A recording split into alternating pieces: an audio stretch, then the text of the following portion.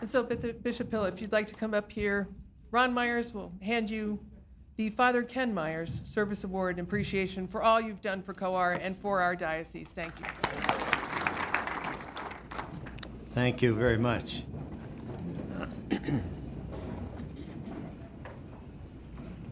Whenever I come to this kind of event and people tell you that I have done a lot for them, the thing that goes through my mind is two things. First of all, with El Salvador, I think I can speak for all, and Jose, I wish you'd bring this message back to El Salvador. We may have done things for you, but I want to tell you that we have been blessed by our association with El Salvador. We have received more than we have ever given. This diocese has become even greater than it was before El Salvador because of what we've been privileged to do for the people of El Salvador. And please thank them for the privilege and opportunity to be of assistance to them.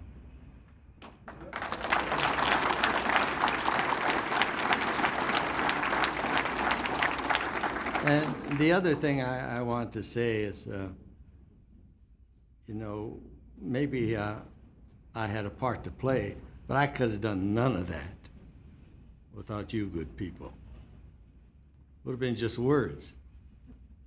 The fact that we were able to do something and build all that stuff and start that is because this is a wonderful, generous diocese. And I want to thank all of you. You should have been associated with all of that because a leader can only lead when people are willing to follow. A leader without followers is nothing, nothing. So I want to thank you, good people. This is a great diocese because we've got great people like yourselves. And it was a privilege to be of service to you, too.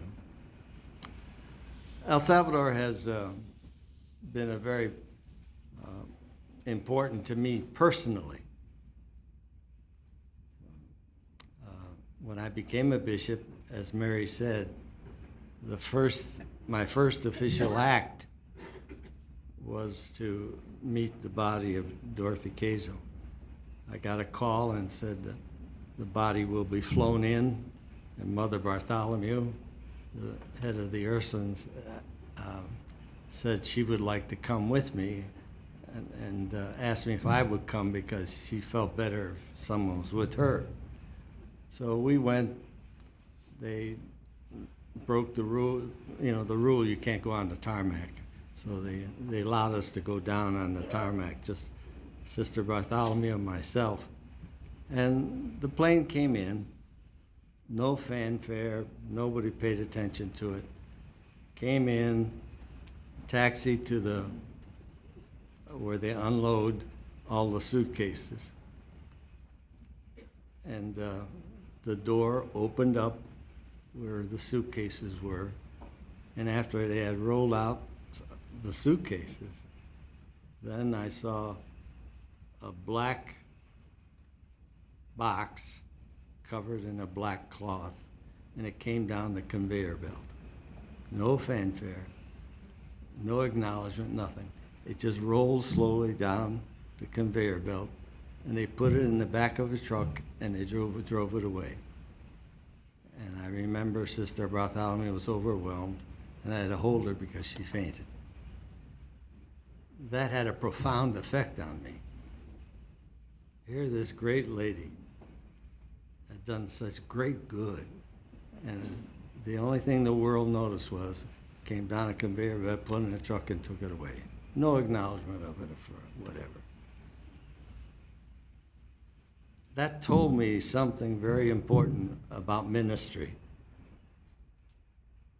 We're not in this for acknowledgement and for praise. These things are nice, but they're not what count. If you're going to be a good minister, it may cost you your life in one way or another. There's all kinds of death. you're going to do good, it's going to cost you. And you have to give it joyfully. Dorothy Kazel said her community had called her the Alleluia woman because of her spirit of joy and love. That told me what I have to do if I want to be a good bishop. You got to care about people. It isn't about theology and being eloquent, whatever that is. That's not what it's all about. Just care about people and care enough about people so they know that you're willing to give your life for them. And the other thing about El Salvador that had a profound effect on me, that picture that you saw with Ken and myself with the little kids, part of that trip was to the orphanage where they had the little children. And I went to the orphanage and you see them all gather around me. Well, while I was standing there with Ken and all those kids around me, I saw just a little girl. She must have been kindergarten or younger. She was sitting over there under a tree all by herself with her fingers in her mouth. And she was just sitting there. So after that picture was taken, I went over to see her, and I picked her up, and I held her, and tried to comfort her. And when I was about ready to go and put her down, she wouldn't go down. She just clung to me. She said, I said, one of the nuns, I said, "Sister, she won't leave me go." But the point I want to make to you is, she said something to me that was very important. Sister said to me, "Bishop, you don't understand. That little girl's, both of her parents were killed, and she's all by herself. And they brought her here, and with all the children here, we don't have an opportunity to hold very many and very long. So when a human being picks her up, that is so comforting to her. She doesn't want to lose that feeling of being held." And I said, my goodness. I know how my nephews and nieces were born. They were smothered with love.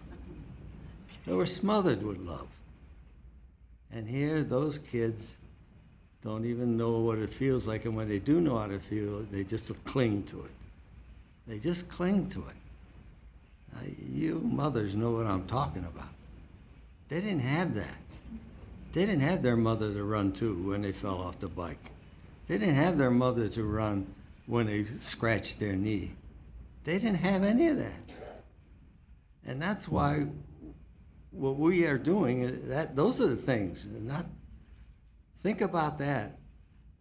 What you're doing is to the best of your ability, by making COAR available, is to give them that human touch. It's not words. There's nothing like holding a baby. It's just amazing. They could be crying, all of a sudden the mother picks up, nothing. I remember when I was sick myself.